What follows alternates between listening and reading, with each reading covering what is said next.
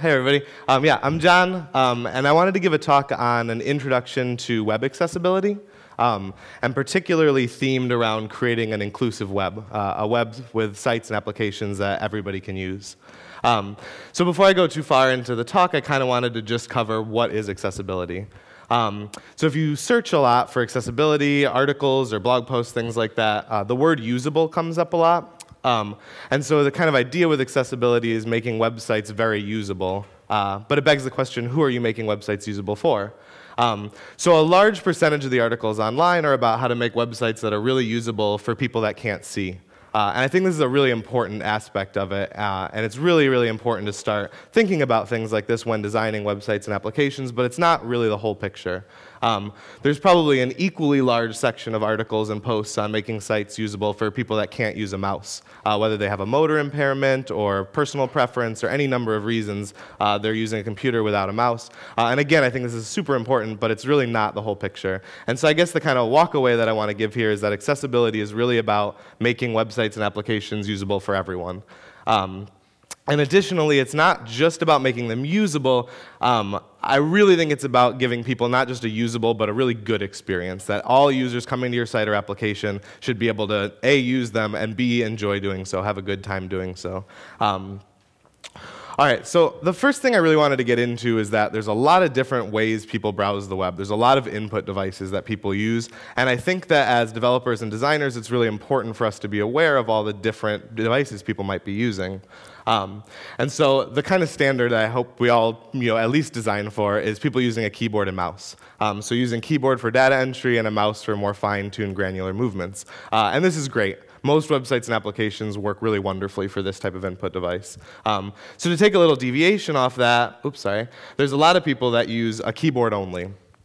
Again, this can come down to some kind of disability involving a motor impairment where it's difficult for them to use a mouse. Again, this can also be a personal preference thing where people are just using a keyboard input device. So this is a really small variation on the keyboard and mouse, but I kind of challenge you to start thinking right now about the websites and applications that you maintain and how easy or difficult it would be to navigate them using just a keyboard. And even asking the question, is it possible to do everything that your site does with only a keyboard? Can you fill out forms or change your profile picture, do things like this?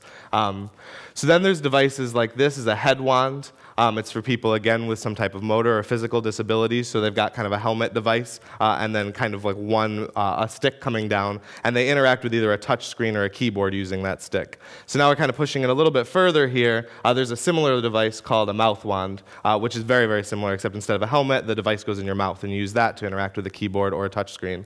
So now it's like, the first question is, can your website or application be used with just a keyboard? The second question is, how many clicks are we talking? Because as you're seeing somebody using devices like this, it's going to be a lot more strenuous, each keyboard key that you hit. And so it's like, how many keys are you away from filling out that form or signing up or checking out your friend's latest status update, things like that.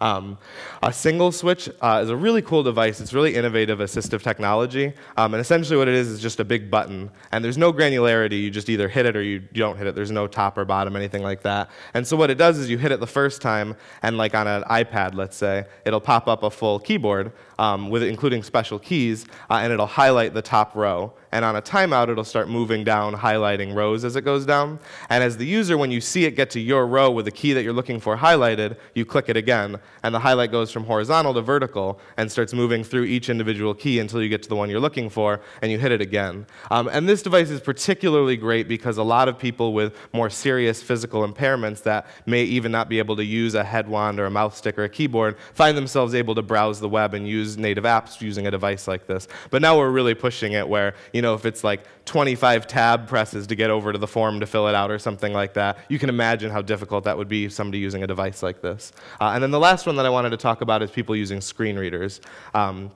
So the Screenreader, for those that aren't familiar, is a completely non-visual way to use the web. Screenreader is a piece of software that comes installed on Mac, Linux, or Windows computers. And basically, it's parsing content and reading it out loud to you.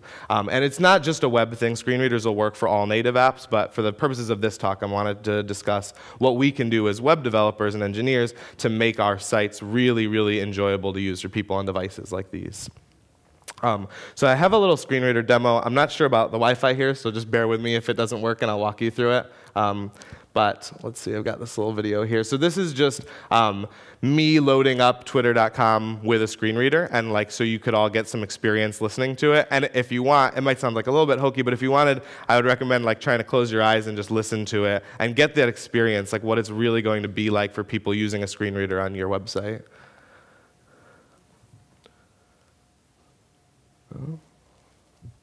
Oh, no sound.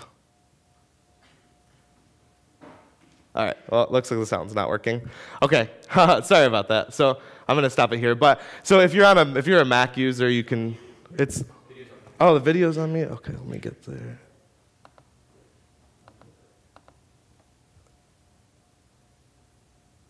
Oh. Yeah, it looks like the sound's not set up. Okay. I'm going to stop it there. But so if you're a Mac user, the shortcut is Command F5, and it'll start up the screen reader and start reading back to you right away. I was really hoping to get that working, but I think I really recommend doing it, especially before you start diving into this accessibility stuff, to really get that experience that people are going to have using your site. And if you use it on a few different sites, you'll start noticing that some optimized for accessibility are actually pretty enjoyable to use. You're just having people read content to you. And then others that are not optimized might be really confusing, and you might even find yourself unable to use the sites. All right, so this was like an example of what it would have been reading. So it's not super relevant right now, but I just kind of wanted to get if it had worked, you listening to it and then seeing that the tweets are actually being read, and it's pretty usable. And so I kind of wanted to take a moment here and talk about, I think like as people dive into accessibility and start learning about it, there's this kind of assumption that gets made that users are either going to be fully abled users on a keyboard and mouse with full visual ability, or they're going to be in a camp of like completely blind or completely motor impaired and not able to use devices. And I think that ignores this like really large audience. So Lighthouse International did this really incredible research study, and I just pulled up 2 of the statistics that I thought were pretty powerful. So this one is that 1 in 6 Americans over 45 years of age, which is 16.5 million people, have some form of vision impairment, even when wearing corrective lenses or glasses. And then in a really similar vein, almost 8 million people aged 6 or older have difficulty seeing words and letters in ordinary newspaper print. And again, this is even when wearing lenses or corrective glasses. And so you kind of start getting into these like really staggeringly large numbers, and this is just Americans, of people that have some sort of visual impairment. And so instead of necessarily optimizing for screen readers, I want to take a moment to talk about just design of your website and the general flow, and making sure that the navigation is fairly obvious, making sure you don't have too many animations going on, making sure that buttons are fairly big and far apart, and making sure that the text is at a good readable level. Okay, so now we kind of know all these input devices that people are using, and all these different ways people browse the web. So let's talk about how we as developers can support these users and these devices. And I've kind of broken it into these 4 main categories: alternate text, semantic markup, ARIA, which I'm going to explain in a minute here, and then keyboard shortcuts. So alternate text, for those that don't know, is a now required attribute on the image tag in HTML, and it allows you to insert a string describing the image that you're tagging here. And so back years ago, I'd been a web developer for a really long time without ever having heard of accessibility. And so like I kind of want to like put that out there as like an encouraging note that this isn't something that like I want to like make people feel guilty over not doing or whatever, just more motivated to spread education and help people get involved with. But I remember like as I was learning how to become a web developer, I was really obsessed with Chris Coyer's site, CSStricks.com. That was like my go-to site for learning things. And so I'd like read all his blog posts and I'd watch all his videos. And I remember like all the time in these posts and videos, he would always say this like phrase of like, oh, make sure you use good alt text for screen readers. And that just kind of got like embedded in my mind. I was like, oh yeah, you have to write good alt text for screen readers. But for years, I didn't actually know what a screen reader was. I just knew that you needed good alt text for these things. And in my head, like I really truly thought that a screen reader was like some kind of like budget device, like a tablet, maybe something like a Kindle or something like that. And I thought that the reason that you needed alt text was because these little devices, these screen readers, couldn't render images, and so you needed some words in there. And so like for years, like I'm a professional web developer, and this is why I'm like doing this stuff. I'm you know putting these phrases in here assuming that people are somewhere that I've never seen walking around with these little devices, these screeners, and doing it. And like, so like again, like I think that it's really not it's not a shaming thing. Like I really wanted to like let you all know like that this is just something that I think that there's not enough education around as you're learning web development. I think we focus so much on like performance and output devices, like different screen sizes and different browsers and things like that, and we really spend a lot less time thinking about the input devices and how people are interacting with our sites. Okay, so like a little example of alternate text and how it affects screen reader usage. I made this little 8-line website here. And so it's just got a title, and it's just got this image, gwash.jpg. And so if you were to take this site and you were to load it up on a screen reader, what you would have read back to you is this. You would have the image title, gwash.jpg, and then the word image. And so just take a second here. What the screen reader is doing is kind of everything in its power to read through your site and help you out as the user. And so it's like, okay, look, there's an image here. It's got no alternate text, so I'm going to do the best I can. I'm going to read you the image name and hope that helps. And so if we go back to that example and we just add this little bit of alt tag and George Washington portrait or something like that, and then refresh it on the screen reader, now we're seeing George Washington portrait image. So a question that I got asked a lot is like, well, okay, alt text is definitely better than just the image name, but it seems like it was a pretty good experience using just the image name. So as a thought experiment, I went to Flickr and Facebook and Twitter.com, and I grabbed the very first image that I saw in user-generated content, and I just pasted the image names into this next slide here. And so if you see, I mean, these are like legitimate, and there's a reason for this, right? I'm not harping on these sites. Like the reason is you've got like these millions of users like uploading pictures all the time. Like you're gonna have naming collisions. It's much easier to just start hashing things. And so like the Flickr image, right, is like this like 1724289. Facebook's, it's not even an image. It's like a PHP file with a bunch of get parameters on top of it. And then and Twitter's as well is just this hash. It's the CDJU, you know, et cetera, et cetera. And so like as we kind of get into the importance of alt text, don't think about it for like a static site that you're making where you have these really nicely named images or something like that. Like really think about the importance of it as you're putting it on potentially like dynamically generated content. Imagine how confusing it is if you're non-sighted and you come to one of these sites and the best it can do is start reading this incredibly long string of numbers to you and then tell you that it's an image underneath. Okay, cool. So there's this really great website, webaim.org, and I'd really recommend it as a good place to get started with accessibility stuff.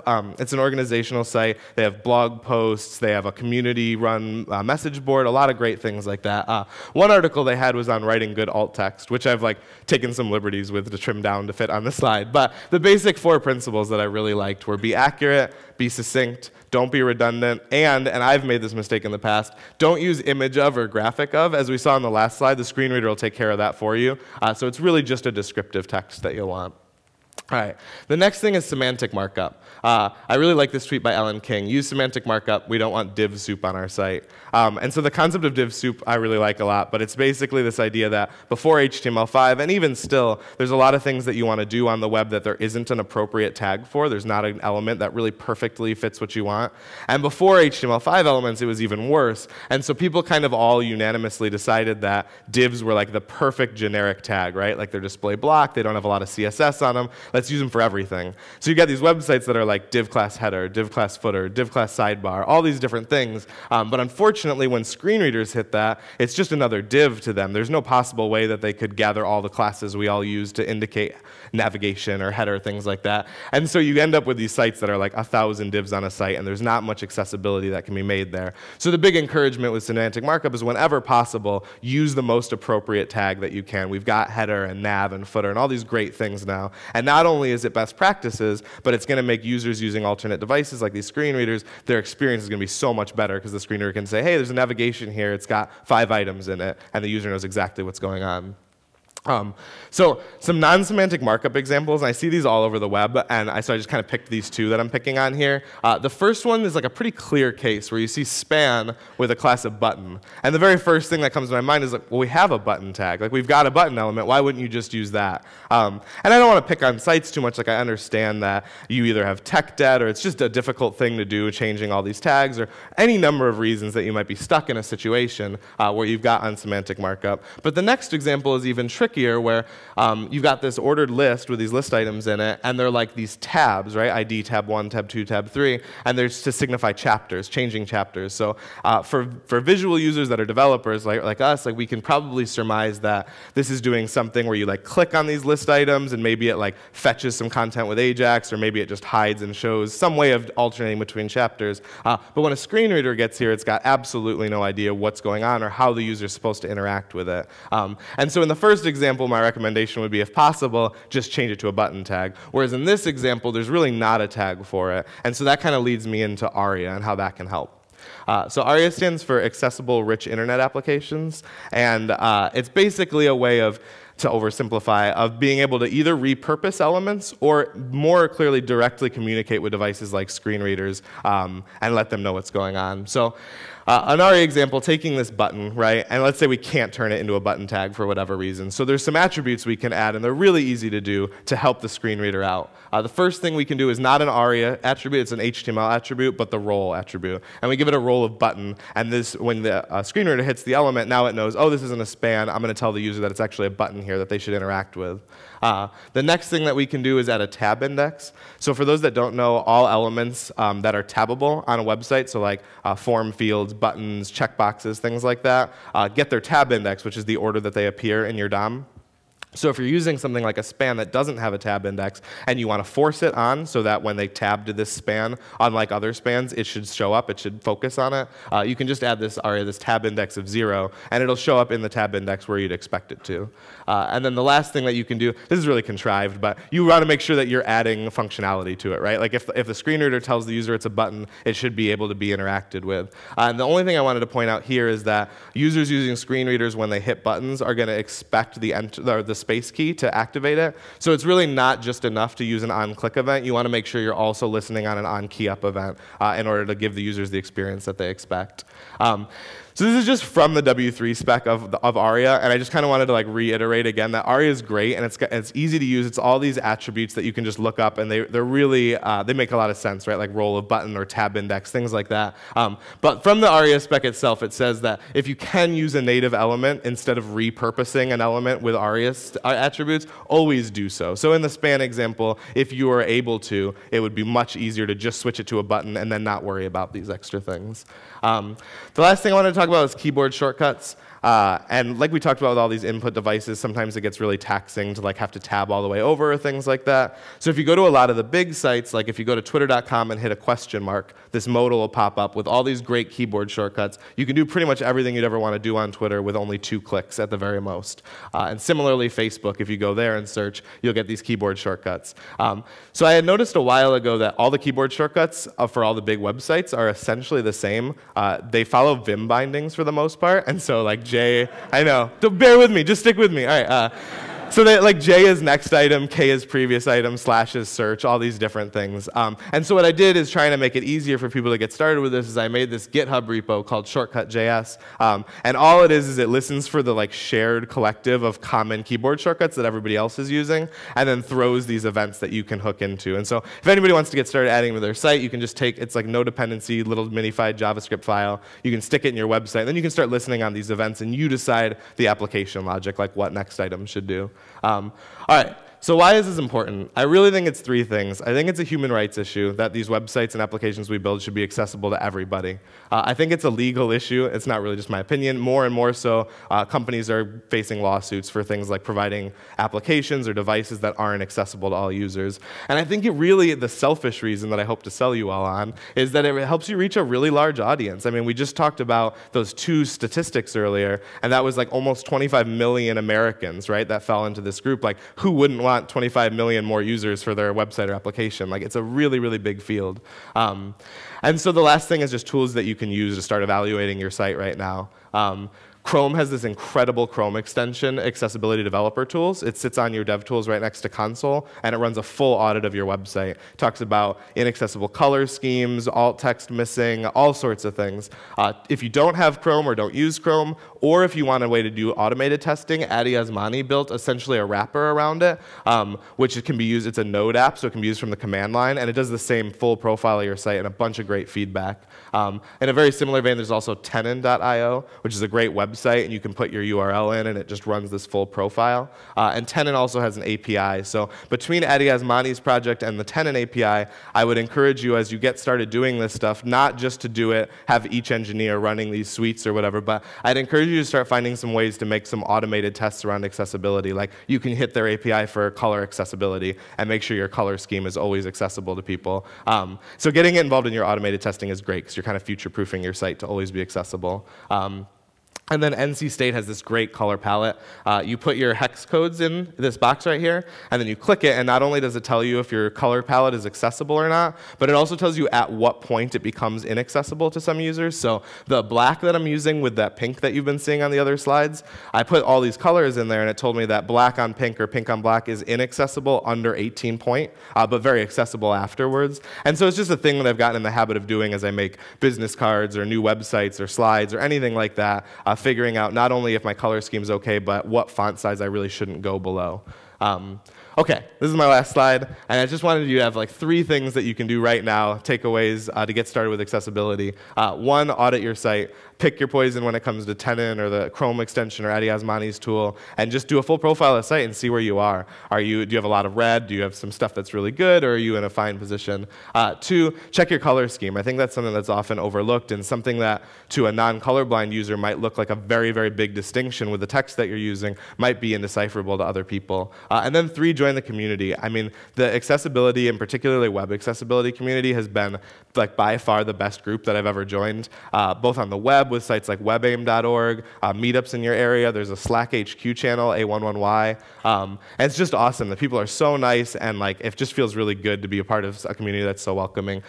Also, you can find me at jcoop on Twitter. I love talking about this stuff, so if anybody has any questions or wants some resources or anything like that, please come find me, and I'd be happy to talk about it. Thank you.